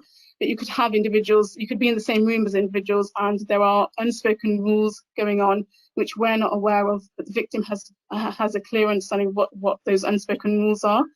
and they know that they have no choice but to comply, basically. It's a very fearful situation to be in, and it's definitely about all that control and coercion, basically. Obviously, as we've seen, when one person goes through domestic violence and abuse, it has a ripple effect all the way through society. So not just at the individual level, it has an impact on the family, on the community, and society at large, which is obviously one of the reasons why we do need to think about this in a collective way. As was also mentioned previously, one of the hidden victims are children. Any child who grows up in an abusive household, that is never going to be good for them. Even if they don't physically witness what's going on, they will hear things, they will be able to understand the mood in the house, they will sense the tensions, and it will impact them. It will have a negative impact. So that environment will never be healthy for them. There's a lot of questions around, well, is it better to keep a family together rather than being separating the family apart?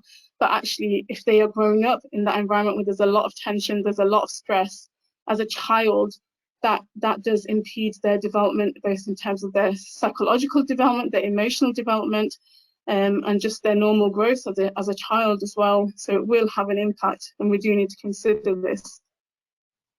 Just to do a very, very brief overview of my current PhD research, I'm currently looking at domestic violence and abuse in the UK Muslim population, and specifically within the context of where it's the husband who has been abusive and it's the wife who has been the victim. I'm conducting 3 studies, speaking with qualitative research with professionals, survivors and treatment facilitators.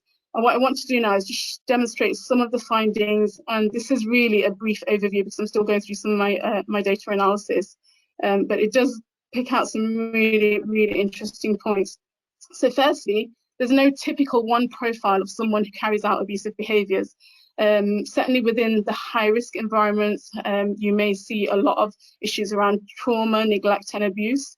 But basically, it just says anyone can be abusive because there's no typical profile of what someone may be like. In terms of identity, this is actually a huge topic. So identity, both at an individual and collective level, has a huge impact on how domestic violence and abuse is firstly understood and also how it's then addressed. And certainly within the Muslim community, which is one of the reasons I put up the model at the very start, domestic violence and abuse is not limited to the 2 individuals within the relationship, even if it is just those 2 individuals living on their own within a household. It's a much wider structure. That's what my research has shown up, and within the work that I've done in the field as well, that's what I've consistently seen as well. And the other key point is that post-separation abuse is really, really common, and this is across the board, across all communities, and certainly within the Muslim community. Again, it's not limited to just those 2 individuals. In terms of survivors and some of the barriers to reporting, so at an individual level, you see that people tend to put off reporting or seeking help or leaving the relationship. A lot of the times it is about thinking, giving that positive hope, because at the end of the day, marriage is such a significant aspect of someone's life. So it is about thinking, he's going to change, he's going to change, he's going to change. And part of that falls into the whole cycle of abuse, where there are the false promises, where things do improve for a little while and then you're drawn back into the cycle. So you actually end up seeing people suffering for 10, 15, 20 years. It's just really, really sad. There's also at an individual level, the labelling and the stigma that goes on, and there's a lot of concerns around that. So whether it's about being a single parent or whether one parent is going to end up with a criminal record. And the other thing I didn't put on here was divorce. So one of my participants, she described divorce as how it's viewed within the community as a self-inflicted disease. So if that's what you've got going on at community level with regards to divorce, then you just imagine like the barrier after barrier after barrier that these survivors are facing in terms of trying to get out of this abusive situation. And the third one, again, this is a huge topic in itself, but it's the whole concern about adding to that negative stereotype that already exists, the negative narrative surrounding Islam and Muslims, and so going back to the whole identity issue. So barriers in terms of at a family and community level. So I was quite surprised by this. well, half of me was surprised and half of me wasn't surprised.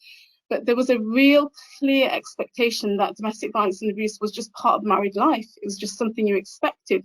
And therefore, if you were going into a marriage and this is what the expectation was of those surrounding you, then to then speak out, you were not only fighting against this abusive situation, you were fighting against the whole context and the whole community that you're actually based in, which is obviously like layers upon layers. There was a lot of family, a lot of lack of support from family within my data. And there was a lot of pressure around the need to conform to family and community expectations. And a lot of that had to do with shame. And the other really interesting point was how women in the family actually often exacerbated the issue. And that was either whether they were through silence or whether they were supporting the abuse in somehow, or whether they were just preventing other people from intervening and helping the situation as well. So the role of the community, and this has been touched upon before, this is a clear running theme through my data. The community has an absolutely really significant position to play within this. They can hinder, but they can also profoundly help to create change. Communities hold a lot of collective power. Community leaders and imams are very influential. People do listen to them, people do go to them for advice, so they can help create change. But it's also important to remember that they're not social workers, they're not psychologists, they're not all of those other things. So we need to work collectively, support each other as communities to deal with this in a collective way.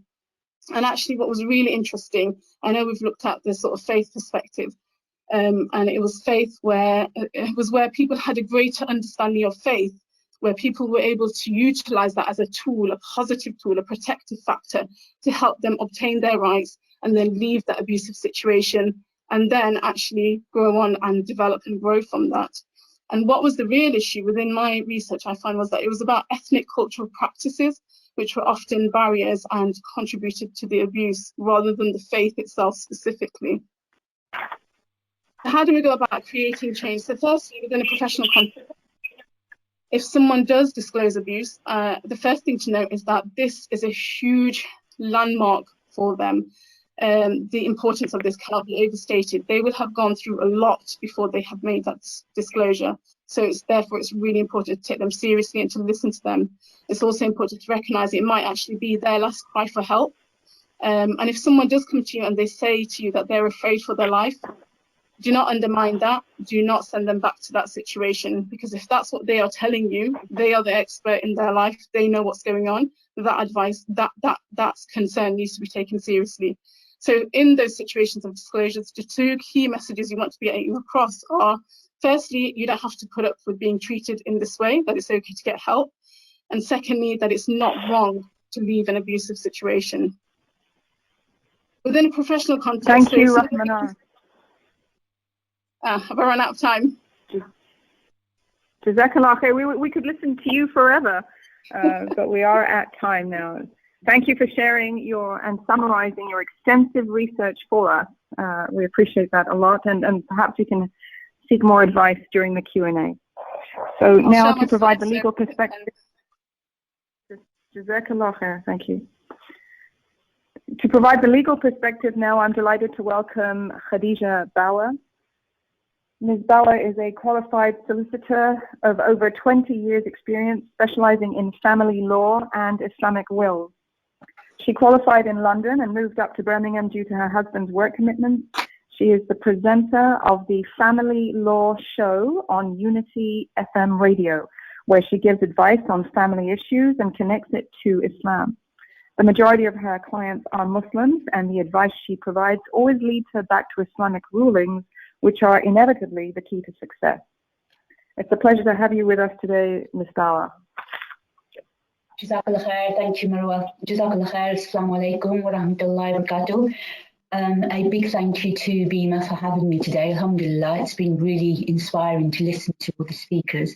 Inshallah, I hope that I can do justice to this topic. It's a vast topic, so I've only got 10 minutes, so let me crack on, inshallah.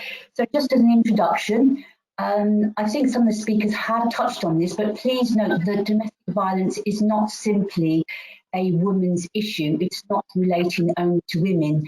And there is a misconception that victims are only women, but subhanAllah, there are a number of men that also go through this. Perhaps they might be a little bit more silent than women, but they are there and they need to be represented. But for the purposes of my talk today, I will concentrate on women, if I may, inshallah. But a lot of this will apply equally to men as well. So, supporting domestic violence victims, a legal perspective, what does that mean? In essence, basically, when a woman starts to experience domestic violence, what are her legal options? Firstly, her priority has to be to contact the police. That's probably the most simplest option, to pick the phone up and dial 999. And the priority of the police, this is what Metropolitan Police website states, first priority is to protect victims and any children. And in an emergency, an officer will attend, and if proportionality, necessity and lawfulness is there, then they will arrest the perpetrator, and that will then provide sufficient time for the victim to consider what the options are for her to do. If there is physical abuse and there are injuries, then these will need to be examined by a doctor, and again the police will arrange medical care for that. And if the matter proceeds to court, then the police will assist in supporting and providing support to the victim. What are the advantages of going through to the police? Well, it's a quick process. It's something very quick. If you pick the phone up and you say, I am suffering from domestic violence, my husband has abused me, the police should be round in a flash most of the time. There's no cost, so it's obviously a free service, and you will find that you can cope with that. The police then obviously can provide you with options available to you. And what's the disadvantage? Sometimes the police will say, it's a domestic, sorry, we can't help, you need to go to a solicitor. The other option may be for them to remove the perpetrator, the husband, for a short period of time, but he will be allowed back into the home. That can obviously exasperate situations, because the husband may turn around and think, my wife has now called the police, I'm not going to stand for this, and suddenly the violence can be exasperated. SubhanAllah. The next option, obviously, is in relation to children's services. You can contact children's services where children are involved, and alhamdulillah, they are very supportive. If necessary, they will liaise with the police and they will provide emergency housing, whether it's in a shelter or whether it's in a refuge. Not ideal, but at least in the interim, it's there for you if you need it. The next option is obviously criminal proceedings. Now, remember, with criminal proceedings, the police can make an application. If they decide they want to prosecute, then there is such thing as the restraining order. Now, the restraining order obviously is a court order, and the whole purpose of that is to provide protection to the victim. It's a court order issued by the judge in criminal cases, and it's to prevent someone from causing harm to someone else. And also it can be such things as domestic violence, harassment, stalking, even of a sexual nature. And it works really to keep the abuser away from the victim, which again is very useful and very important. What one needs to realise is that the restraining order can be made only in respect of the defendant. So if you are in court, if during the course of the trial there is evidence that shows that the victim has also kind of got involved in perhaps the argument, or maybe being herself may have caused domestic abuse against the husband, the restraining order will not apply to her. It's only in relation to the husband or the defendant. And sometimes that may be unfair, but that's the way our system is. The restraining order is obviously something that you can have even if you're acquitted. So, for example, if the wife takes the husband to court, or the police take the husband to court, and the husband is found to be not guilty, nevertheless, the court can, of its own motion, make a restraining order against the husband to prevent him from coming to the house or abusing the wife. The next option, which is what I'm involved in as a family lawyer, I have come across many cases of domestic violence, and really where I come in is I apply for the civil injunction. The civil injunction is twofold. There is the non-molestation injunction, which basically prevents a person from harassing, abusing, using violence, texting unnecessarily, causing huge disconvenience to the victim. And the non-molestation injunction normally is a pretty quick process. You can get that order on the day. It means you have to make an application. You've got to then enforce it with or support it with a statement. And again, lots of evidence is important. So I would always say to clients, keep a diary with anything that's happened.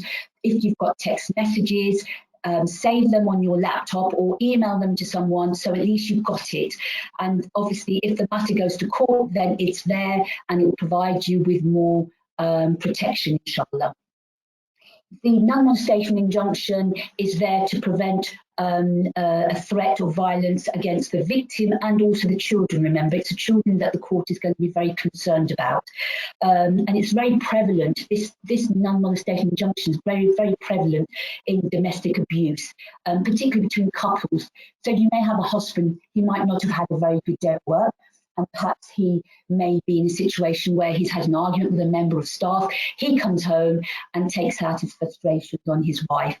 And suddenly, from a little bit of an argument, it becomes much more severe.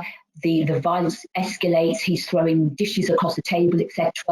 The wife, in that occasion, can get a non-molestation injunction.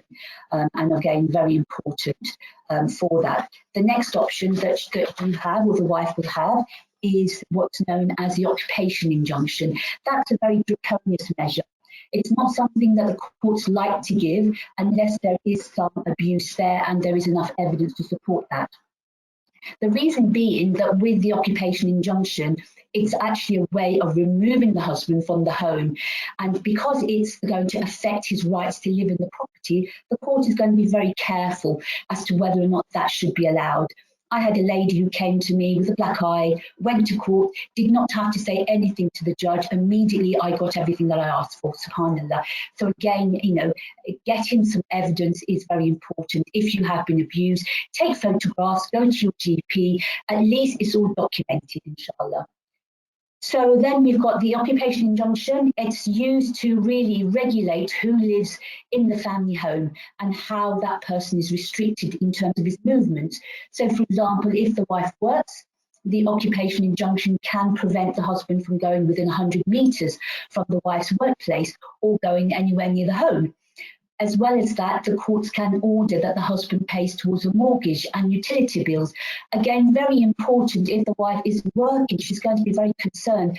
How is my mortgage going to be paid? How is my utilities going to be paid? And again, if the husband is on good means, he's got an income, then we can make the application with regards to that. Remember, with both injunctions, it can apply to married spouses as well as women and husbands and wives who are not married legally. So for us Muslims, if we simply have a nikah, then again, we can use that because we are a cohabitee. It can also be used for ex-cohabitees or ex-wives, as well as family members. I know we had a question from someone that asked about daughter-in-laws, how can they be protected? And again, the injunction can protect daughter-in-laws and members of families. What happens if there's a breach of the injunction? In most cases, it's going to be a case where the injunction will have a power of arrest. What that means is if the injunction is breached, so let's say, for example, the husband comes into the house when he's not supposed to, the wife will simply telephone the police. If there is a power of arrest attached to the injunction, the police have that power to arrest the husband, in which case the husband will be arrested, he'll be put into the cells and brought before the court the next day. What can he be expected to achieve? If that happens, he can get a fine or he can be imprisoned up to a maximum of 5 years. In all fairness, in the first occasion, the courts take a more lackadaisical, perhaps a more lenient view, and might just kind of give him a slap on the wrist and say, don't do it again. But if he perseveres, there can be stringent issues involved, and obviously stringent penalties involved as well. Some of the important points to note again is that evidence is extremely important. So please, if you are going through domestic abuse, keep a diary. Make sure that it's not in front of your spouse. It's not going to be very happy. So do make sure that you keep a diary, you write everything down, go to your GP, take photographs of any injuries, etc., just so that if you do ever need to go to court, it's there. And keep dates as well in time. It's very important. Finally, legal aid, it's available to spouses, to people who want to apply for injunction.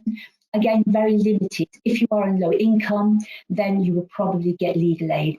If you are working and you're on a decent income, you're not going to qualify for legal aid. And in terms of cost, you're probably looking at maybe, a good £3,000-4,000 in going to court.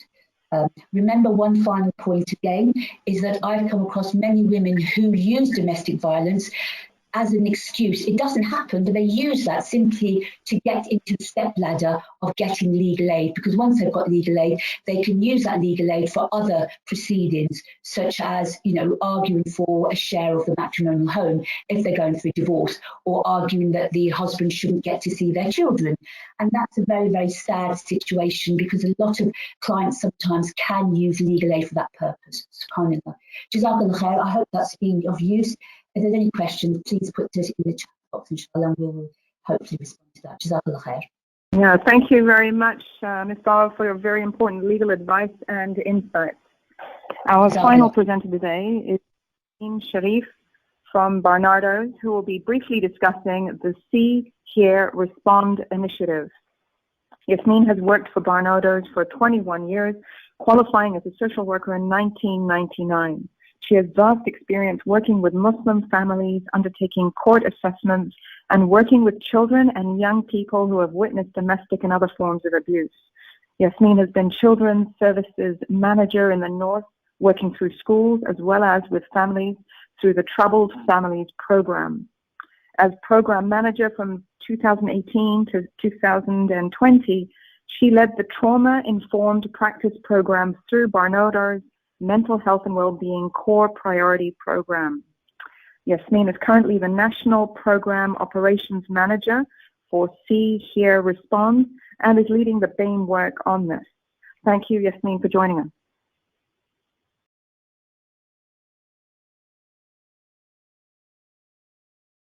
Assalamu alaikum. Thank you for giving me the opportunity today to talk about our programme, and thank you to all the presenters. It's been absolutely amazing hearing your insight, and really I think my presentation is about the response to how we can support our families.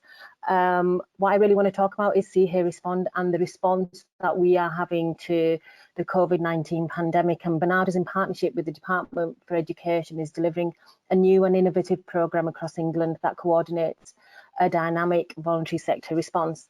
So it incorporates intervening and finding the most vulnerable children and young people who are hidden from view. So those who are not receiving support currently from statutory organisations, and those who are at risk or experiencing adverse impact to their health and well-being. We've seen an increase in reported domestic abuse. Families have been forced together in lockdown with reduced opportunity to safely seek help. We know multi-generational families have struggled with lockdown, and many children and young people are at home in overcrowded situations with little privacy or personal space. There's increased conflict between parents and young people around different expectations, and young people are telling us that they have no escape or opportunity to go out and blow off steam or talk to others. So many of our most vulnerable children and young people are being missed, and the harm that they experience is now hidden more than ever. So through a partnership approach, Barnardo's are supporting and safeguarding those children as early as possible and preventing additional harm and ensuring that their needs don't escalate. So the children and young people that we target, find and support during these unprecedented times will comprise of the most vulnerable in our communities. This includes any child where there's escalated concerns during this time with no support in place. Our other priority groups are under 5s with a specific focus on under 2s. So we know very young children are often at most risks during this time due to their levels of vulnerability and inability to be heard. Parents of young children are under significant stress, and impact of wider issues such as mental health, domestic abuse, poverty can cause significant harm to children's well-being and development. Our second group is those children with special educational needs and disabilities who have other associated harms such as exploitation. So disabled children, particularly those with autism spectrum disorders and emotional and behavioural difficulties, have found lockdown really triggering, and they'd normally be supported by school, but we know that that support hasn't been in place, and what we now need to do is support those children while schools are closed. We also know children at risk of abuse and exploitation inside and outside of family homes is increasing. So familial abuse is a particular concern as children are not being seen by wider protective adults and may be impacted by domestic abuse within their own relationships for older children, and child abuse, including physical, emotional abuse, neglect and child sexual abuse. Extrafamilial abuse and exploitation is also increasing. We know that children, young people out of the home are getting involved in criminal or sexual exploitation, or they are being trafficked, and we've also know that children are also being harmed online and they're being exposed to harmful online content. We also know in our communities that Muslim children and wider Black, Asian, minority, ethnic and refugee children are not being seen or reached. So children from these communities are being disproportionately impacted by COVID-19 and often are underrepresented as recipients of support services and find public information inaccessible. A final group that we're really focusing on through See Hear Respond is young carers, because they are shouldering a level of responsibility that isn't theirs to carry. So during COVID-19, caring responsibilities have increased, and this is associated impact of wider mental health issues, and it also raises concerns for parents around children's welfare. They're relied on to care for relatives, but they're also used as interpreters for family members, and they're less likely to access a service. There's a lot of stigma around mental health and disability that our children, young people are having to face. So we know communities are experiencing a lot of hate crime during this period. So our children, young people are experiencing a high level of anxiety. They're not coming out of their bedrooms. They've got increased panic attacks. And we've also seen an increase of self-harm amongst children, young people. Schools are also, now that they're closed, even before they were closed, they were really, really concerned that these children, young people will not be seen and will be at the highest point of risk. So what does See Hear Respond offer? We've got 3 strands of work that we can actually offer children, young people and families. The first strand is around online digital support. And what we're hoping to do, that our range of partners will be able to deliver local services that can be done online, and we can offer support through advice, therapeutic support and online group work support. It's about bringing families, it's about bringing communities together so we can support everyone through this pandemic and post-pandemic. Our second strand is really focusing around youth interventions and face-to-face interactions. And what we're wanting to do is offer support to those families, to those children, young people in communities that digital support doesn't work for. We know there are young people, there's children who won't have access to digital support, but also due to the level of risk that they're experiencing, we really need to offer them some face-to-face interaction and offer them interventions that can address that crisis for them. And our final support is very much around reintegration into education and getting children back into school so they can be supported. What we really want to do is take that community approach so we can support children, young people, but also by increasing referrals through to See Hear Respond, we can ensure that we can provide that crisis intervention that will address all aspects of crisis for these children, young people and communities. Thank you.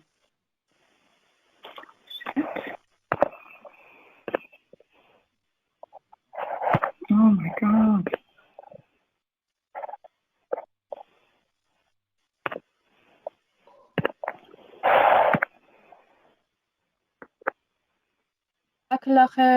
Yasmeen, for that reminder, and I'm sure we've all benefited from this service. Inshallah, we'll make sure that we keep it in mind when we see patients. So now we have to unfortunately move on to the Q&A. We have run out of time. I'm aware that a few speakers have been cut off short, and I'm very sorry about that. Unfortunately, there is a lot to cover. It's quite a large topic. and we might consider doing a follow-up for Q&As. So what I'm going to do now is I'm going to ask the first question to Rahmanara Chowdhury. So the question is, how can we create change? So what action points would you recommend for people who come across victims of domestic violence? So just continuing off from my presentation, just focusing on the collective power of communities, I think there is a lot that we can do, starting out just looking at our inner circles of our social connections, our family connections. So what are we doing, what are we not doing, where we can actually create that change, thinking about peer support groups. And I think the slides have already been shared with everyone, or will be shared with everyone, but I'd really encourage everyone to go through my slides, because I've gone through a systematic kind of different methods of support that we can have collectively and individually. And there are things that we can do to help create that change.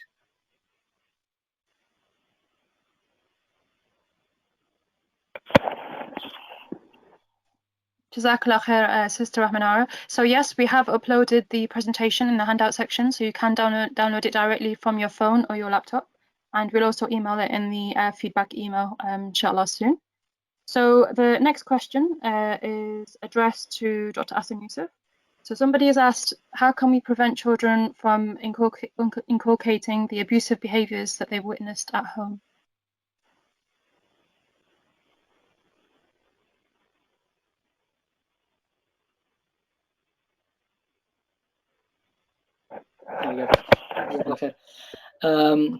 You very wisely muted me. I think that there are things that can be done to mitigate the harm. I mean, the way to prevent children inculcating abusive behaviors is to prevent the abuse, basically. Children will inculcate behaviors that they see around them. It's as simple as that. You can't really stop it if abuse is continuing. What you can do, however, is mitigate the effects of that abuse by challenging it. And that can be done in a general way in schools and educational settings, including madrasas and so forth, about how we should treat one another and so forth.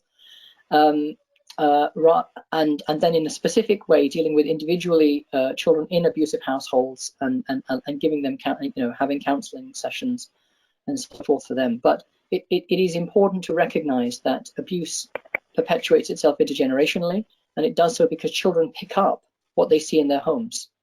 So in situations where family members are aware of abusive circumstances and relationships, it is important that one considers the children as part of that as well. However, I think probably the lady who spoke from Barnardo's might have a bit more of a programmatic approach to this, perhaps, and she might be better to answer that question.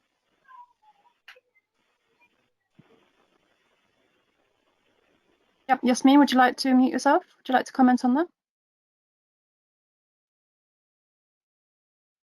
that? So you're unmuted from my end. If you try and self-unmute from your end. Okay. While you're doing that, let me just say and answer the question that was asked to Rahmanara as well. One can take a curative approach or a treatment approach to abuse. That is to say, once abuse has happened, trying to mitigate the consequences of it. But I think more importantly, on a society-wide level, sorry, I've got a bit of a cough. I won't infect any of you, don't mind. But we need to take a preventative approach. As a community, we need a preventative approach to dealing with these questions, rather than simply dealing with the consequences and the fallout of it.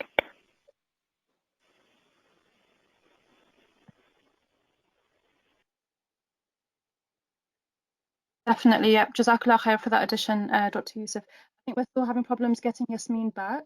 So we'll move on to the next question until she's able to reconnect her audio.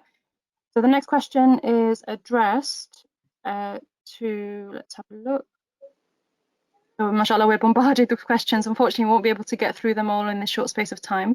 Okay, here we go. So actually, the next question is addressed to Imam Ajmal.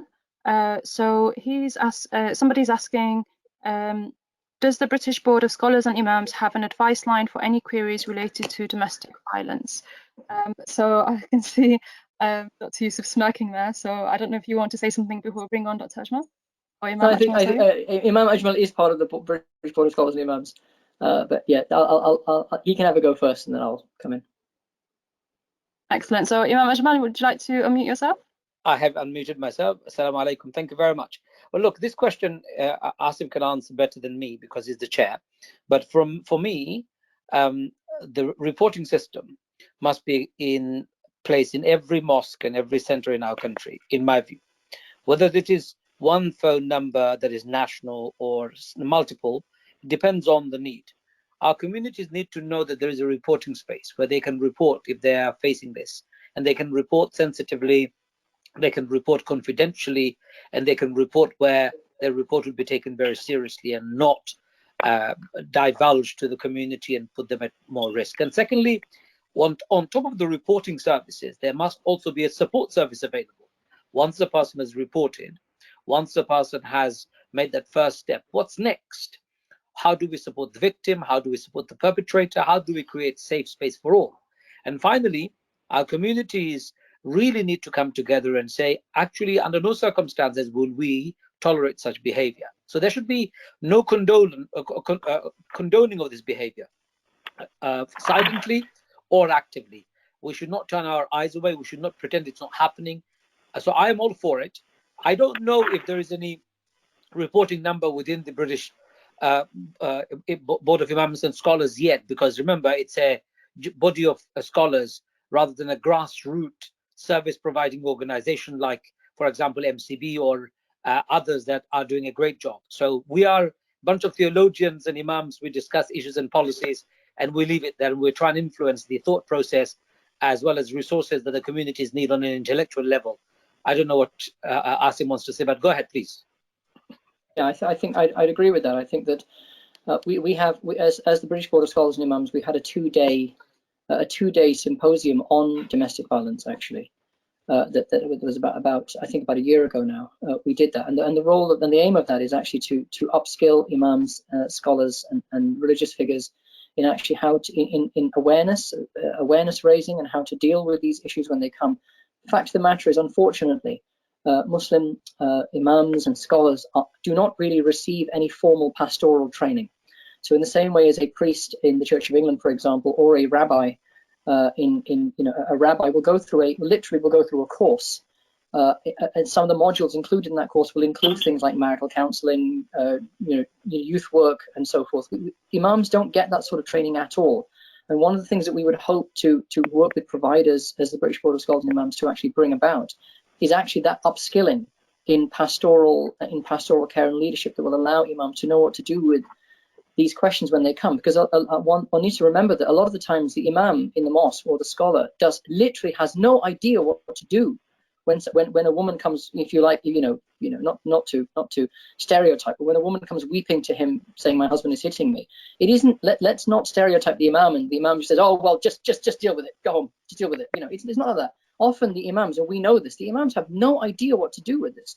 They have no links to mainstream organizations. They wouldn't know about phoning Bernardo's or about anything like that. They have no clue what to do. And so what they do is they try to bury their heads under the sand and just say, look, it's go to anyone else. I don't care who. Go to anyone else to sort this out, because I don't know what to do. I do not have those skills. So in terms of approaching this in a multi-pronged way, one of the pieces of work that needs to be done is actually, and only one strand, there are many other strands as well, but one of them is actually upskilling imams and scholars into how to actually deal with these things, and also encouraging and bringing more female scholarship on board. So, and when we say scholarship, what we mean is people who are respected for their religious knowledge. Islam, and I have to emphasize this, Islam here is utilized in two ways. One is as a justification for behavior that was engaged in for cultural reasons. So you've got caught out because you've been enacting some form of abuse.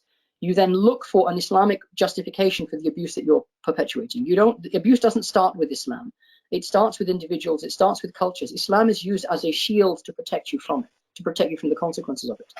The second point in which Islam is kind of is brought into the question is actually in the solution, how you solve the problem of domestic abuse and domestic violence. Oh, hello, my dear. Are you okay? I've had a guest come and join me. She's given me a sewing measuring tape for some reason, I don't know why. So it's actually to how you go about solving the problem. And this actually is where, first and foremost, religion provides an authority. It provides a way of saying, no, you cannot do this. There is an authority that is higher than the authority of whatever your culture, your culture seems to permit, or your society seems to permit. And it states it, and it overrules what those things say, and also it overrules what you yourself believe is correct. That needs to be utilized in the right way, but people need to be trained in how to do it. So sorry, it was a long answer to a short question. No, we don't have a hotline. I'm afraid we don't. We barely have enough resources to have meetings every now and then at the moment. So, okay. Thank you, Jazakallah khair. You have given Imam some guidance, so Jazakallah khair for that. Our next question is to Dr. Amin. So, sorry, I have to, Dr. Yusuf, had to mute you. So, Dr. Amin, the question to you is, well, there's two small questions. The first question is, what wording do you use to screen your patients for domestic violence and to ask their partners to leave the room?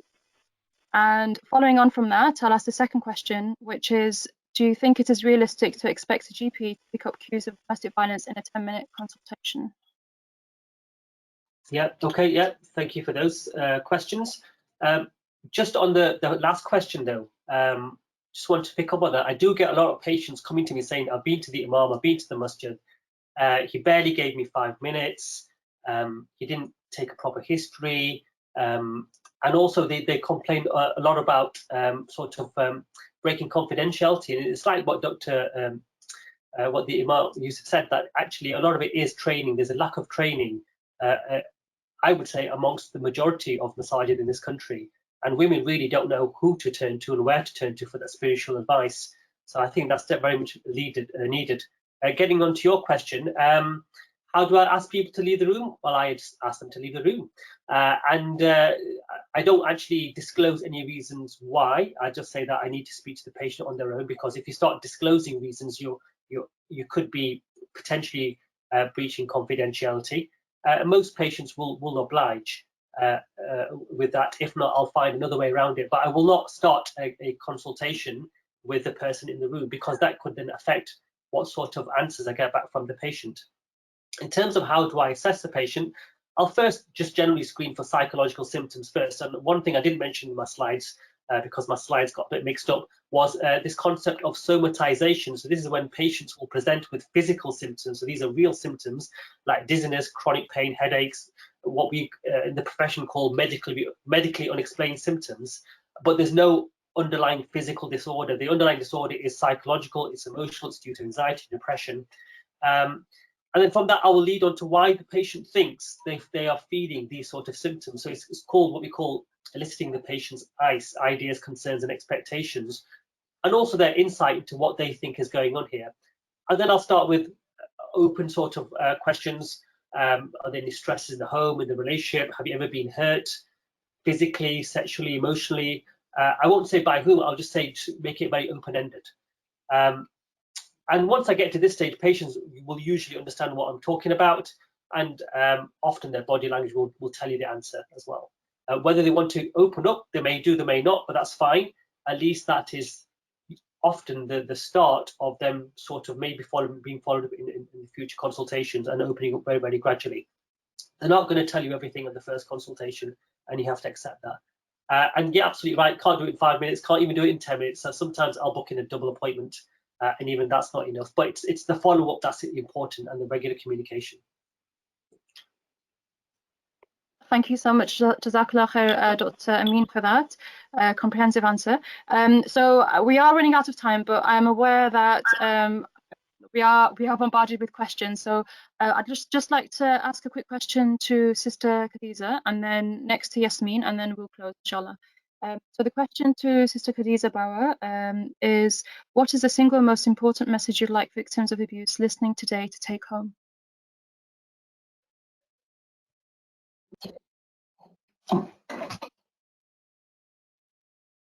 Oh, did you unmute me, Jazakallah? Sorry. Can you hear me all right? Yeah, perfectly. Sorry, yeah. So I think for me, it's got to be that domestic violence is not to be tolerated. There's no single, there's no way around that. That's got to be our paramount sort of a procedure for us to aim towards, that we have to make sure that whatever happens, domestic violence cannot be tolerated. Remember as well that Islam does not tolerate it. Islam says that you've got to make sure that you safeguard yourself.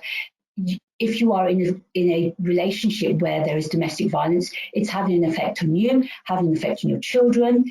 And where do you go from there at the end of the day? Do you end up in a situation where there is life and limb and death and everything else? Regret is a horrible thing. So before you get to that stage, you've got to do something. And remember as well, also helping the perpetrator. This is your husband that you've been married to for that many years. This is your wife that you've been married to. Don't they need help? Maybe there is something psychological in themselves. So again, by you going out finding that help, inshallah, will help them as well. Jazakallah. Thank you so much, Sister Khatiza, for that. The final question is to Yasmeen. So Yasmeen Sharif, who is the social worker from Barnardo's. So the question to you is, how can you advise a victim who keeps returning to the abuser despite being repeatedly advised of the dangers?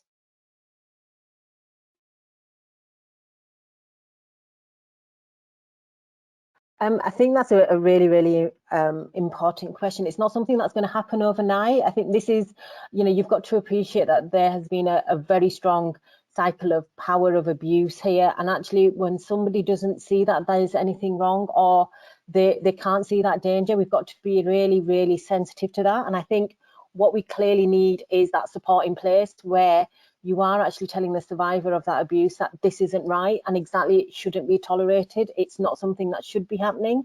And actually what we need to be also looking at is the wider network for that survivor of abuse. We need to be thinking about the children, and actually that's why we have these laws in place to actually protect people who are being abused, but also thinking about the impact it has on children and young people. We clearly know there's clear research that shows the impact on children and young people is immense. But I think also, as we've talked about, it's important that communities take some responsibility about breaking that stigma as well, because this isn't going to happen with one individual. This is something that is happening across communities, across families, and actually there will be those families that we don't know about. So actually what we need to do is be working together, taking that partnership approach, but also, like Brother Asim has said, we need to be supporting our communities, our imams, our religious leaders to be able to address that, but also speaking to those people who are skilled to do this. And I think there are people out there that we need to be engaging to be able to do that as well. Definitely, Jazakallah khair. I agree with your answer completely. So thank you so much, everybody. Unfortunately, we haven't had time to get through all the questions, but mashallah, lots of excellent questions have come through. If you do have any pressing questions and you'd like them to be answered by our speakers, please email webinars@britishima.org. The information will all be on the slides at the end. And inshallah, we'll pass them on to the speakers and return an answer to you soon. So thank you to our speakers. May Allah reward you all for helping to put this together. All our speakers, mashallah, are volunteers with lots of responsibilities, busy jobs. So I really appreciate you taking time out to help us today in this quite sensitive topic. What I would like to just announce quickly is if the audience can kindly complete the feedback form.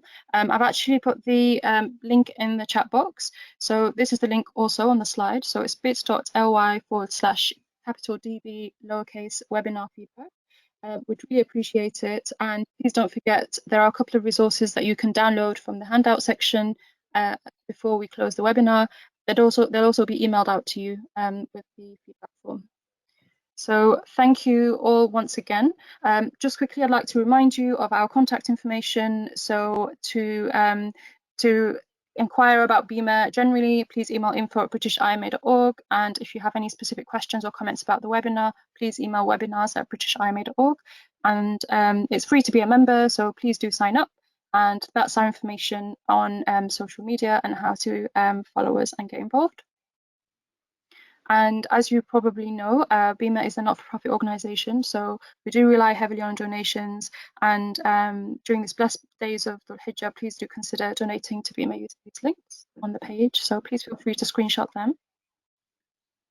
Before closing, I'd just like to thank you all, and again, thank our expert panel for their participation and service to our community.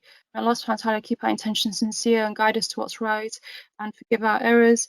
Imam Ajmal will now end this webinar with a dua, and after which a short clip about BIMA will be played. Assalamu alaikum wa rahmatullahi wa barakatuh. Thank you all. Bismillah ar-Rahman ar-Rahim. Are you all ready for the dua? Well, dua is very simple. We ask Allah for all the goodness that we have gained. But just before we do the dua, I just want to say to all of us that we are all responsible for the changes that we want to see in our society, in our families. And we all need to take responsibility for making sure that we are all safeguarding everybody around us, because we are ultimately protectors of one another. That's what Allah says in the Quran. Believers are protectors of one another. Bismillah ar-Rahman ar-Rahim. Alhamdulillah Rabbil Alameen. Wassalatu wassalamu ala Muhammadin wa ala alihi wa sahbihi wa sallam. ربنا تقبل منا إنك أنت السميع العليم وتب علينا يا مولانا إنك أنت التواب الرحيم. Most kind, most merciful, Ya Allah, accept this seminar, keep our community safe, our families safe. Ya Arhamar Rahim, and enable us so that we can safeguard every members of our families, every members of our society. And Ya Arhamar Rahim, and give us the strength, the knowledge and the wisdom to be able to eradicate domestic violence and abuse from all sections of our society. Ya Allah, protect us. ربنا تقبل منا إنك أنت السميع العليم وتب علينا يا مولانا إنك أنت التواب الرحيم. وفضل سبحان ربك رب العزة عما يصفون وسلام على المرسلين والحمد لله رب العالمين. السلام عليكم ورحمة الله وبركاته. Not so long ago, a doctor had once stood and wished to be an anchor for their neighborhood. To make a difference to the people was their only aim, and the instant they got started, so others did the same. Long and hard they thought, and in themselves they sought an idea to empower the people. So many skills that could be taught. As this group increased, they joined forces with many others. This family was now growing, with mutual sisters and brothers. United and inspired were these professionals of healthcare to serve humanity with the greatest degree of flair. They embarked upon lifesavers, teaching CPR, to some discussing organ donation, all together as one. Preparing our new doctors and increasing awareness of cancer, tackling problems with large families with an appropriate answer, liaising with mosque leaders according to our deen when presented with the problems coming from COVID-19. So many years now after that doctor first once stood, now we have members in thousands doing good. Worth no less than diamonds, professionals give up their time. Volunteers are they all, not being paid a single dime. You'll have to travel far, the same to try and find. To save a life equates to saving all of mankind. British Islamic Medical Association, here in service of our nation.